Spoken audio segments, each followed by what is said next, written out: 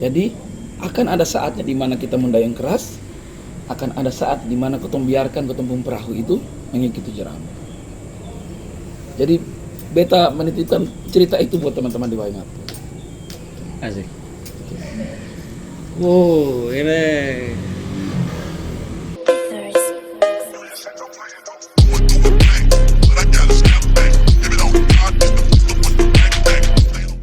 Oke, jadi selamat pagi. Kita kembali lagi di ngobrol santai-santai sih. Ini sudah ada Om Dewe. Kalau biasanya kan kita ngobrol tuh ajak kawan-kawan dari Waingapu lah. Ini spesial lah. Ini jujur saya langsung tangkap. Saya kebetulan Om Dewe ini ada aktivitas di Waingapu. Om Dewe yang dari Kupang, penggiat komunitas, banyak lah. Tapi sebentar Om Dewe yang menjelaskan siapa sih Om Dewe ini. Dan jujur saya sendiri secara pribadi melihat Om Dewe sebagai seorang sosok yang keren lah di NTT dan seru untuk dijadikan apa ya, panutan atau patron atau apalah bahasanya. Kita langsung saja kita kasih kesempatan sama Om Dewe bisa kenalan siapa sih Om Dewe ini. Oke teman-teman, beta pun nama Dani Wetangtera. Biasa kawan-kawan tuh paling yang dekat pasti akan panggil Dewe karena sejak di kampus dulu, di kampus kan ada beberapa orang namanya Dani sama dengan beta. Di kelas tuh ada 4. Jadi akhirnya waktu dosen panggil Dani, semua kami yang 4 ini menyaut. Jadi akhirnya kawan-kawan memilih untuk ketong bikin buat nama yang baru. Nah, beta dikasih nama Dewe karena singkatan dari Dani Wetangtera itu. Jadi makanya sejak itu orang kenal juga beta dengan panggilan Dewe, dan beta tahu kalau ada yang panggil Dewe berarti sudah cukup kenal beta. Kalau yang belum berarti akan panggil Dani gitu. Jadi itu juga beta tinggal di Kupang, sehari-hari bekerja bekerja sebagai petani, sekarang petani hidroponik, juga bergiat di di yayasan. Tapi beta 10 tahun terakhir mengabdikan beta punya diri untuk mendukung banyak sekali anak muda di NTT, terutama yang tergabung di komunitas warga, untuk punya cara pandang yang baru terhadap NTT. Karena kalau ketong meletakkan cara pandang yang tepat, maka ketong akan melihat begitu banyak potensi yang mungkin sekali ada sebagai berkat yang Tuhan titipkan buat ketong di NTT. Gitu. Beta juga dengan maksud itu pengen bekerja untuk masa depan, karena beta mau meletakkan masa depan yang lebih baik buat anak-anak. Jadi itu sih yang menjadi passion beta, kenapa menggeluti bidang sekarang, mendukung banyak komunitas anak muda di NTT, dan sekarang Anda dapat kesempatan berkunjung dan berinteraksi dengan kawan-kawan di Waingapu. Gitu, Bu. Oke. Saya kenal Om Dewe ini karena gerak di komunitas juga. Kalau tidak bermain di komunitas, tidak mungkin kenal dan tahu siapa sih Om Dewe ini. Ada 2 kata menarik yang terkait bilang cara pandang baru, terus yang kedua terkait generasi mendatang di masa depan gitu. Mungkin pertanyaan awal tuh kayak kenapa sih akhirnya komunitas menjadi salah satu pintu yang Om Dewe rasa paling pas untuk mengajak anak-anak muda di NTT memiliki cara pandang baru sih? Oke. Yang pertama, beta mulai dari kenapa penting ketong perlu mengajak lebih banyak orang memiliki cara pandang yang baru terhadap NTT. Beta dulu pernah belajar berkenalan dengan model-model pendekatan, di mana pendekatan itu mengajak ketong untuk melihat sesuatu dengan cara yang berbeda. Ya selama ini kan ketong sudah terlatih dari kecil, dari dulu untuk melihat NTT itu dari sisi yang jelek, dan ketong dibentuk dengan lingkungan yang mengatakan bahwa NTT itu buruk. Sekian lama ketong hidup dengan itu, ketong akhirnya terhegemoni bahwa ketong bisa bikin apa-apa. Beta bertemu dengan sebuah pendekatan seperti appreciative inquiry, pendekatan asset based dan lain-lain yang bilang, kalian jangan fokus di satu tempat sah. Karena kalau bosong geser sedikit, bosong fokus di sebelah, bosong bisa kok menemukan banyak sekali peluang-peluang. Nah, ketika berkenalan dengan pendekatan itu, ketika mulai awal-awal bekerja dengan di kawan di Pikul, beta mencoba, karena buat beta ini menarik nih, karena pengalaman beta selama ini bekerja di LSM sejak 98, seperti beta merasa bahwa ini NTT kayaknya Tuhan kutuk mangkali. Begitu-begitu aja. Oh, benar selalu ketemu. Ya, orang omong adalah miskin, terbelakang, tidak bisa apa-apa. Tapi ketika beta berkenalan dengan pendekatan ini dan bersedia menggeser itu titik fokus, beta bertemu dengan banyak sekali orang NTT yang kalau versinya kakak Anu kemarin abnormal, yang tidak normal dalam pandangan orang-orang, yang sedang melakukan perubahan satu persatu dengan cara mereka di seluruh NTT. Dengan cara yang sangat-sangat unik, terutama anak-anak muda, gitu, yang dengan keterbatasan yang ada, dengan sumber daya yang mereka punya, mereka merasa bahwa ketong harus melakukan sesuatu dan ketong bisa kok, gitu. Nah dari situ kita sadar ternyata betul ya, kalau ketong meletakkan posisi fokus ketong di tempat yang lain, ketong fokus pada kekuatan yang ketong punya, maka ketong bisa melihat kemungkinan perubahan yang ketong bisa lakukan. Nah, sejak berkenalan dengan model itu, dengan pendekatan itu, beta juga belajar merubah cara pandangnya.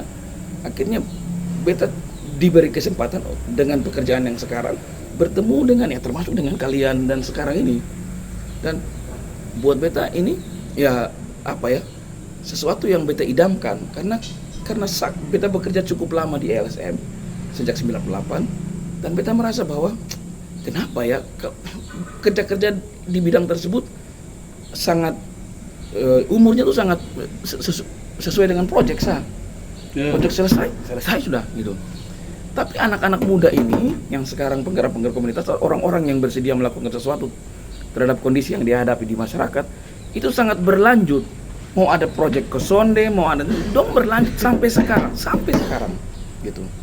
Buat beta itu kemerdekaan luar biasa dan menurut itu peluang luar biasa yang kalau kita lihat mempelajari cara mereka melakukannya, menerapkan pada program-program atau proyek-proyek development itu mungkin sekali dilakukan gitu. Walaupun ternyata dalam perjalanannya ada begitu banyak tantangan yang dihadapi, tapi beta masih melihat bahwa ini peluang yang mungkin kalau misalnya kita mendukung, maka perubahan yang kita idamkan untuk NTT itu mungkin sekali bisa dilakukan sebagai sebuah proses yang panjang ya gitu.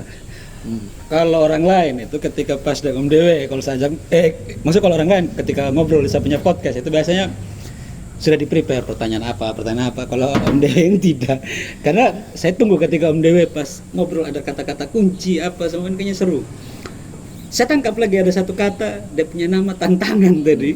Padahal sebenarnya dia punya urutan tuh bagaimana Om Dewe mau lihat cara pandangnya Om Dewe terkait komunitas yang ini. Tapi saya suka kata tantangan bagi anak-anak muda atau yang tergabung dalam komunitas ketika upaya untuk melakukan perubahan dengan gayanya. Mungkin tantangan yang paling sering terjadi yang Om Dewe lihat atau mungkin tantangan yang terbesar. Oke. Itu. Jadi tantangan teman-teman yang komunitas lihat ya. Oke. Nah, menurut beta begini. Yang sementara digerakkan oleh banyak sekali orang-orang yang punya cara berpikir berbeda, yang memilih untuk melihat potensi-potensi dibandingkan masalah, terutama untuk anak-anak muda di komunitas adalah begini. Yang mereka lakukan itu kalau misalnya beta Sonde bisa bilang sebagai pemberontakan terhadap sistem yang ada, beta akan menyebutnya dengan wacana tanding. Mereka mengeluarkan sebuah wacana tanding yang baru untuk mau kasih tahu bahwa sistem yang sudah ada, yang sudah jalan lama ini tidak efektif. Ya contoh Konekunggu dan kawan-kawan di Anohumba misalnya. Ya, karena merasa bahwa tempat untuk anak remaja berkreativitas, melaksanakan apa yang mereka suka, sekaligus mempelajari berpikir kritis, nilai-nilai penting, itu karena belum ada di Waingapu, ya kalian munculkanlah komunitas itu kan. Begitu juga teman-teman lain yang menjalankan taman baca atau yang lain, karena merasa bahwa sistem dan pola atau pattern yang selama ini ada, itu tidak cukup efektif untuk menjawab kebutuhan-kebutuhan yang sebenarnya perlu ada atau hal-hal yang perlu ada di tingkat komunitas, maka kalian melakukannya gitu. Kalian menunjukkan bahwa ini loh bisa loh mungkin dan itu terbukti berjalan. Banyak sekali yang komunitas yang jalan sampai sekarang di NTT, menurut beta itu menunjukkan kondisi itu gitu. Dan tantangan ketika mereka wacana tandingnya itu tadi. Nah itu dia. Menurut beta itu juga menyiratkan tantangan karena mereka menghasilkan sebuah wacana tanding yang baru di sistem yang selama ini sudah jalan, dan ini mengganggu status quo. Dan biasanya untuk mengubah sebuah sistem ini ya prosesnya akan tidak mudah Karena mereka berpikir mereka akan dianggap sebagai orang yang berbeda, orang yang aneh, dan memang betul mereka punya cara berpikir yang berbeda. Dan ketika mereka menggunakan konsep yang baru, yang lebih fleksibel, yang lebih lincah, masuk ke sistem yang lama yang lebih kaku, birokratis dan lain-lain, tidak jalan. Gitu. Nah, wacana tanding ini yang didasarkan dari antusiasme orang. Antusiasme itu berarti orang yang bekerja sesuatu karena mereka sepakat dengan kenapa mereka melakukannya. Antusiasme, kreativitas, fleksibilitas, ini tidak mungkin berada di sistem yang sangat kaku. Tidak akan cocok gitu. Karena Einstein juga bilang bahwa lu sonde mungkin menghasilkan sesuatu yang baru kalau lu terus-menerus melakukan sesuatu yang sama. Cara yang sama. Dan sistem yang lama yang melakukan sesuatu dengan pola yang sama. Gitu. Hasilnya itu aja. Ya itu lu tidak bisa mengharapkan sebuah yang baru. Karena walaupun lu menggunakan model yang oke, ini bagus dicoba, tapi dengan sistem yang tetap sama, pola yang sama, birokrasi yang sama, administrasi yang sama, ya tetap hasilnya sama. Sementara kawan-kawan di komunitas itu kan ruang fleksibilitas, kreativitas, inovasi itu kan dibuka lebar. Mereka misalnya sekarang mereka lihat, teman-teman di sini lihat, oh di Kupang ternyata begitu ya, atau di Jakarta gini, bisa ya, dong coba. Nah, selain itu juga ruang-ruang di mana warga ini mulai bekerja adalah ruang-ruang eksperimen. Gitu. Yang ruang eksperimen ini tidak mungkin berada di sistem yang kaku. Gitu. Eksperimen bermaksud begini. Dong lihat dari tempat di luar misalnya, pengalaman di luar atau ada ide baru. Ide baru ini punya dua kemungkinan. Kalau dia gagal, kalau bukan dia gagal, berarti dia berhasil kan? Ini eksperimen. Karena dia pun, sang inovator sosial pun, pelopor komunitas pun belum tahu apakah ini berhasil atau sonde. Coba dulu. Tapi dia bersedia untuk coba, gitu. Nah dia coba. Syukurlah kalau berhasil. Tapi kalau tidak, ada konsekuensi. Dan itu dia akan belajar dari prosesnya. Sementara di sistem ini, sistem yang tadi bilang sistem negara, administrasi dan lain-lain, bukan hanya negara sih, termasuk juga LSM, sistem yang dikembangkan LSM, tidak memungkinkan terjadinya eksperimen. Harus berhasil pokoknya. Harus berhasil. Proposal atau konsep kegiatan direncanakan dengan asumsi bahwa itu harus berhasil. Karena kalau tidak berhasil, dianggap gagal proyeknya. Padahal pada sebuah konsep yang organik, eksperimen itu, ketidakpastian itu harus menjadi bagian penting dari proses. Gitu. Nah, ini juga kenapa beta mencintai ini proses bekerja dengan banyak anak muda, karena beta punya kesempatan untuk melakukan eksperimen di mana itu sulit beta lakukan di kerja dengan LSM. Begitu. Paham. Ini kan eksperimen, semua yang misalnya kemarin Umbu ikut pelatihan kemarin, ini kan proses eksperimen semua nih. Tes dan coba belajar gitu. Dan ruang itu sangat mungkin dibuka. Nah, tantangan yang tadi yang Umbu bilang, yang pertama adalah mereka menggunakan sistem yang baru, sistem yang lebih fleksibel dan lebih lincah, sementara sistem yang lama adalah yang kaku, administratif, birokratif, gitu, yang tidak bisa mungkin menerima model yang baru dan sebagainya, karena sistem kan, itu kalau sistem kita omong dari yang pusat sampai yang daerah, itu ada pakemnya sudah jelas. Iya, gitu, dan kemungkinan fleksibilitas tidak ada. Yang kedua ya tadi itu kemungkinan untuk eksperimen. Kawan-kawan yang ini tantangannya adalah mereka akan mulai dari sesuatu yang mereka percaya bisa, mereka bersedia mengambil resiko untuk memulainya dan berjalan menuju proses apakah itu berhasil atau sonde. Sementara di sistem yang satunya ini tidak memungkinkan itu terjadi, gitu. Karena kalaupun mereka masuk ke sistem ini dan mereka gagal, mereka dianggap gagal, tidak dipercaya, gitu dan seterusnya. Gitu. Makanya sebenarnya perjuangan yang sekarang yang kita mau lakukan adalah bagaimana menyiapkan sistem yang lain yang bisa mendukung ini, proses eksperimen dan mendukung komunitas untuk memperkuatkan kapasitas mereka melakukan eksperimen-eksperimen itu. Artinya ini kalau di sebelah ada sistem lama, di sini pola baru. Saya tadi bilang sistem baru, pola baru dengan ketemu dengan sistem yang lama, bisa harmonis atau ada jalan tengah setelah proses hampir 10 tahun. Beta harus dengan mengatakan bahwa itu tidak mungkin. Ya karena dari sononya memang tidak bisa. Kerainnya beda. Ya karena ya itu potong bilang. Einstein juga bilang kan, dia bilang tadi. lu tidak mungkin menghasilkan sesuatu yang baru kalau lu melakukan sesuatu terus-terus dengan cara yang lama. Gitu. Kalau lu sudah tahu gagal, harusnya sistem itu diperbaiki. Gitu. Tapi sistem ini karena sudah sangat lama, sudah sangat berakar, proses untuk merubah ini itu masih sesuatu yang sangat-sangat menantang. Gitu.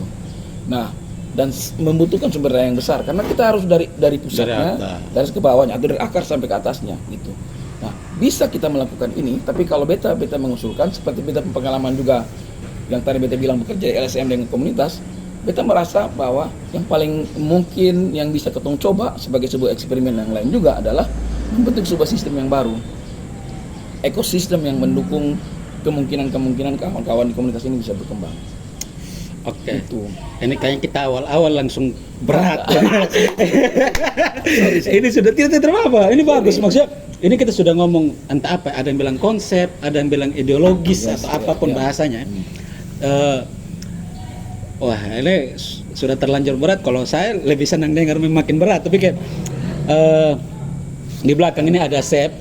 Ini dia yang pegang kamera. Maklum hari Minggu ini banyak yang sulit bangun pagi. Kita juga biasanya main di rumah, tapi kali ini kita main di hotel. Kebetulan sebentar siang nih Om Dewe dengan ada satu Om juga, Om Jurgen dari Koalisi Kopi mau balik Kupang. Ini tadi sudah dijelaskan sekitar 10 tahun Om Dewe keliling-keliling lah, kayak begitu. Mungkin kita pengen tahu bagaimana sih Om Dewe melihat keunikan dari kacamatanya Om Dewe secara pribadi terkait pola atau apa ya gaya-gaya komunitas baik di Kupang, di Flores maupun di Sumba.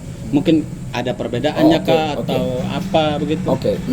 Buat beta begini, kalau melihat kawan-kawan di komunitas, terutama komunitas anak muda yang beta kenal, baik yang kenal sangat dekat, berinteraksi, mempelajari, maupun yang beta tahu dan beta terhubung tuh beta bisa membedakannya menjadi dua kategori.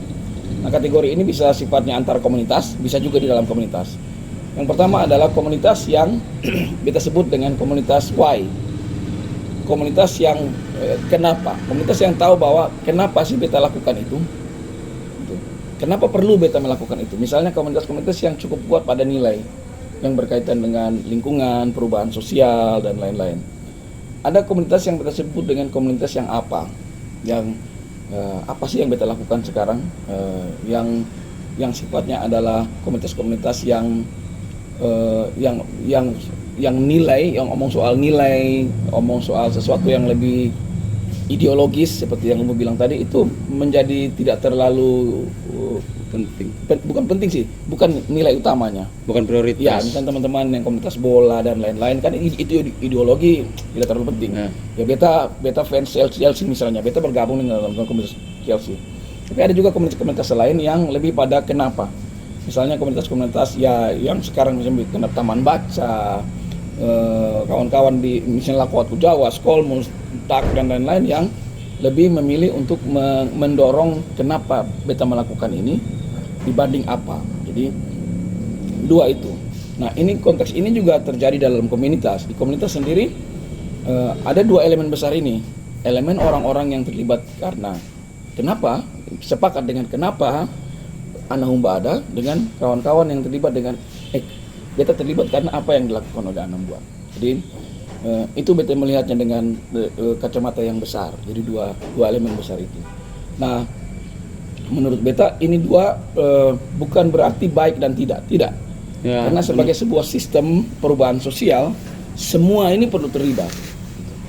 Tinggal bagaimana kita mengelola sistem ini, melihat siapa yang di dalam sistem ini yang punya simpul yang paling besar, dan kita bisa memanfaatkan ini sistem ini untuk bergerak. Gitu sih. Jadi bukan berarti apa yang kawan-kawan lakukan, yang kawan-kawan lakukan di membangun taman baca, membentuk komunitas-komunitas yang pada elemen mendorong kenapanya, itu lebih baik dengan kawan-kawan yang apa. Tidak, kita tidak pengen melihatnya seperti itu. Karena sebagai sebuah ekosistem, ini penting untuk ada. Karena penting untuk saling dukung. Karena tidak mungkin teman-teman anak muda ini pun bekerja sendiri. Mereka harus saling terhubung dan bekerja. Tinggal level bekerjanya atau level bagaimana mendorong perubahannya itu harus dibedakan. Karena tidak bisa kalau kita bekerja dengan teman-teman yang kenapa itu kita terlalu omong tentang apa, karena mereka pengen sesuatu yang lebih strategik, yang lebih konsep gitu. Nah sementara teman-teman yang di bawah ini jangan omong tentang apa itu ideologi, tidak bisa. Mereka mikir beta nih datang gabung sini karena beta suka fans dengan ini, kenapa lu mesti ajak yang berat-berat begitu gitu. Jadi tinggal ketemu melihatnya lagi mana mereka, siapa mereka, dan apa ketertarikan mereka, dan bagaimana mereka bisa mendukung proses perubahan. Oke. Kalau ini kayaknya maksudnya 1 menit, tunggu 1 menit lagi maksudnya? 20 menit. Biasanya kan potongannya 20 menit. Oh. Oke. Jadi ada timekeeper di belakang. Jadi kita memang main biasa ngobrol itu di kisaran 20 menitan. Oke. Tapi ketika Om Dewa ini enak nih. Ala apa? Nah, tadi Om Dewa menjelaskan bahwa ternyata ada komunitas yang terkait WAI. Kenapa sih dia bikin itu komunitas dan harus dilahirkan kayak begitu? Ada yang tentang memang ada ya tentang kegiatannya, fokus di kegiatan, aktivitas kayak begitu. Nah, sebelum COVID 2 kelompok ini rame, saya lihat komunitas-komunitas yang WAI dan istilah yang apa dan kenapa itu banyak dan hidup. Tapi pasca COVID, pandemi, terus termasuk yang di belakang juga punya komunitas terdampak, kami juga terdampak. Ada perubahan atau pandemi ini mungkin berpengaruh di pola komunitas, atau soalnya saya lihat juga ada beberapa komunitas yang akhirnya down. Oh iya, sangat banyak malah. Iya, karena kan COVID itu mengajarkan ketong bahwa interaksi fisikal itu dalam kondisi COVID sulit dilakukan. Sementara banyak komunitas yang mendasarkan aktivitasnya dari interaksi langsung gitu. Sementara ketika COVID ya orang tidak bisa melakukan itu dan merubah polanya, dan yang membuat menjadi menantang bahwa ini belum pernah terjadi, bukan belum pernah tapi lama sekali sebelumnya baru dia muncul ada kondisi seperti ini. Belum ada pembelajaran ya. Kotong belum belajar di mana gitu.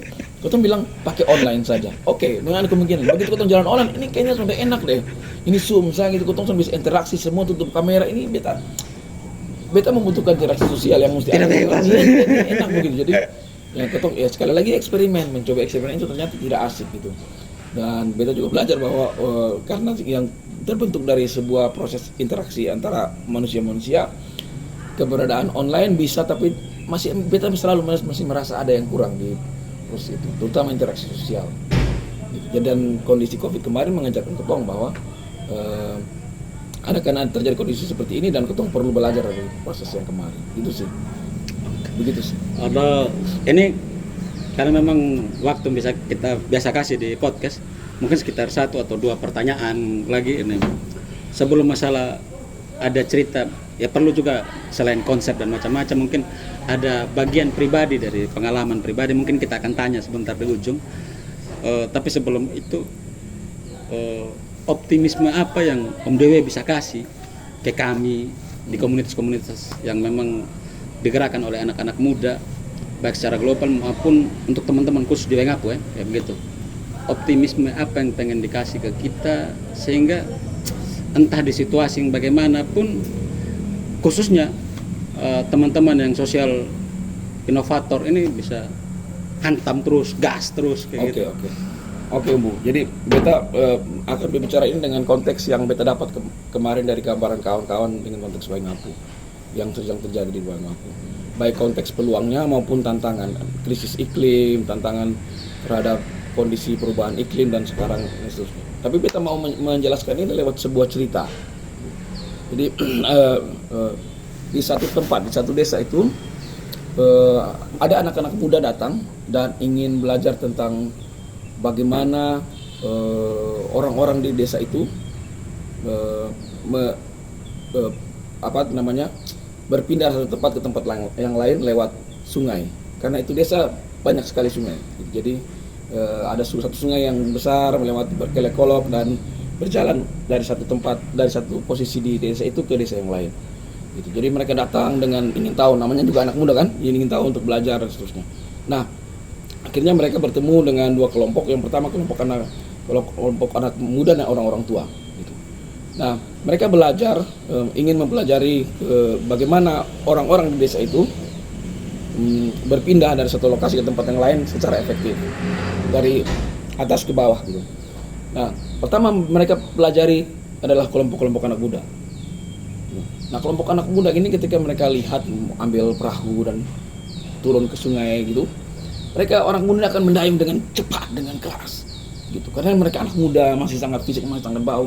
Begitu melewati kelek-kelekan batu, mereka dengan keras sekali, dengan cepat gitu. Mereka berhasil sampai di tujuan, di finish dengan cepat. Tapi mereka terengah-engah, capek sekali. Bahkan ada beberapa yang harus jatuh ke pasir karena capek, kecapean melewati jeram-jeram yang ada di sungai itu. Nah, mereka mengambil kesimpulan bahwa kalau kita mau cepat, cara anak muda itu paling pas. Besoknya mereka mempelajari tentang bagaimana orang tua menjalaninya. Nah, ternyata mereka menemukan cara yang berbeda. Orang-orang tua ini sejak kecil sudah menjalani sungai ini. Sehingga pola yang mereka lakukan adalah ya sesuatu yang sangat berbeda dengan anak muda ini. Pola mereka adalah mereka mendayung pelan dan membiarkan itu arus sungai ikut bawa mereka, terutama ketika menghadapi jeram-jeram dan batu-batu di sungai. Itu. Menghadapi itu mereka ikut saja, membawa sampan mereka ikut, kadang-kadang mengarahkan dan seterusnya. Ketika tempatnya kosong, mereka mendayung dengan cepat sampai juga di ujung, di tujuan. Gitu. Anak muda mereka, kelompok anak muda ini kemudian mengambil kesimpulan bahwa untuk bisa efektif sampai ke ujung, kita punya dua pilihan. Ada saatnya di mana kita akan mendayung dengan keras, tapi kalau kita mendayung dengan keras, kita akan capek, akan kehilangan tenaga, bahkan bisa tenggelam. Jadi akan ada saatnya di mana kita mendayung keras, akan ada saat di mana kita biarkan ketumpung perahu itu mengikuti jeram. Jadi beta menitipkan cerita itu buat teman-teman di Waingat. Asik. Wow, ini saya sendiri langsung berpikir keras kayak gitu. Asik, karena ini masukan yang sangat sederhana dalam bentuk cerita, tapi kalau istilah bahasa Jaksel daging semua, CV.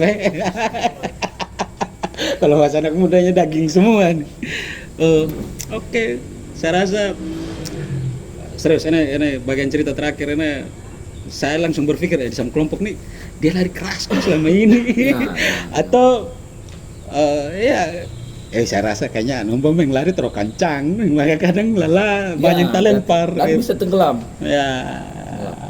Jadi kalau mau efektif, kadang-kadang kita mendayung keras, tapi kadang-kadang kita istirahat biar dapat tenaga lagi, biarkan arus membawa ketong, baru ketong mendayung lagi. Gitu. Kan pasif.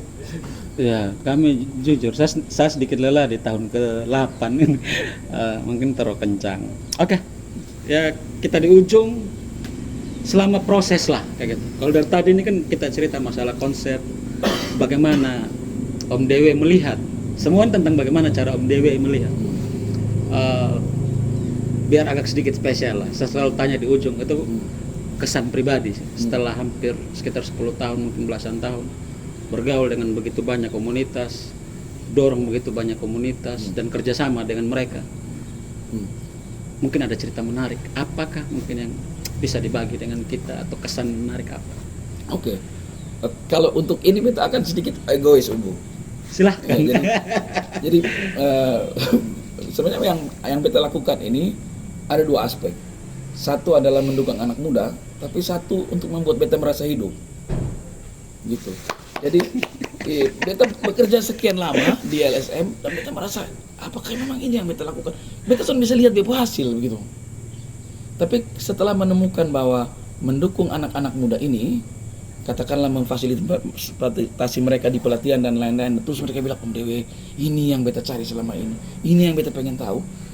Terus terang itu beta merasa hidup, beta merasa beta siap bangun besok pagi lagi dan mencari lagi anak muda yang lain untuk beta dukung. Gitu. Kecanduan ya? Iya. Yo, jadi beta punya istilah begini. Kalau BEM pekerjaan di LSM, di Pikul lain-lain itu pekerjaan. Tapi ini menjalani mimpi gitu. Bisa mendukung anak muda, ini mimpi yang selama ini beta mau. Dan itu yang membuat beta hidup, yang membuat beta bangun pagi-pagi dan bersemangat gitu. Misalnya datang ke Waingapu ini kan sebenarnya tidak direncanakan. Ada kegiatan yang lain dan harusnya kan beta pulang gitu. Tapi ketika Jurgen bilang, Om Dewe, ini ada komunitas teman-teman di Waingapu yang bantu, ya karena ini bagian yang ya ketemu biasa sebut passion, biasa sebut dengan rencana, sesuatu yang menjadi panggilan hidup. Ya beta langsung oke, ayo. Walaupun akhirnya suaranya sampai begini serak dan lain-lain, tapi secara fisik beta lelah. Tapi ya ini kawan-kawan sebenarnya memberikan beta baterai yang baru gitu. Supaya besok mencari lagi anak muda di NTT yang lain yang beta bisa dukung. Itu sih. Ya mungkin agak sedikit egois, tapi ya beta pengen merasa hidup. Ada kepuasan serius yang kalau saya bahas sudah kecanduan dengan hal seperti ini, karena saya sepakat ini yang isi baterainya kita. Yes. Kayak begitu yang akhirnya bisa bikin bergerak terus, berinovasi terus. Kalau di masalah kerjaan sama, saya juga kerjaan. Mereka punya target, keberhasilan dan macam-macam kayak begitu. Yaitu capaian mereka yang memberikan kita kerja. Tapi ketika pas bergerak di komunitas, kita punya alat ukurnya sendiri. Mungkin bagi orang lain biasa-biasa saja. Tapi bagi kita ketika ada proses perpindahan yang terjadi, dan ketemu orang baru lagi dan kita support lagi, gila itu keren. Oke, jadi karena ada sedikit ini teknologi ini kadang ya ada lucu-lucunya, gitu. Jangan sampai terhenti. Jadi kita penutupan bahwa kayak terima kasih sama Om Dewe sudah mau mampir di obrolannya kita, dan serius tadi pas waktu sempat mati itu banyak hal yang kita cerita, dan semoga ini bisa menjadi pertambahan nilai buat kawan-kawan muda yang nonton, terus teman-teman yang sosial inovator di komunitasnya masing-masing, dan semoga makin banyak komunitas yang tumbuh baik di NTT dan khususnya Waingapu untuk mengerjakan beberapa isu mungkin selama ini belum tersentuh. Itu saja, sekian dari saya, Florianus Paulus Ngera. Terima kasih untuk Om Dewe. Oke, fix.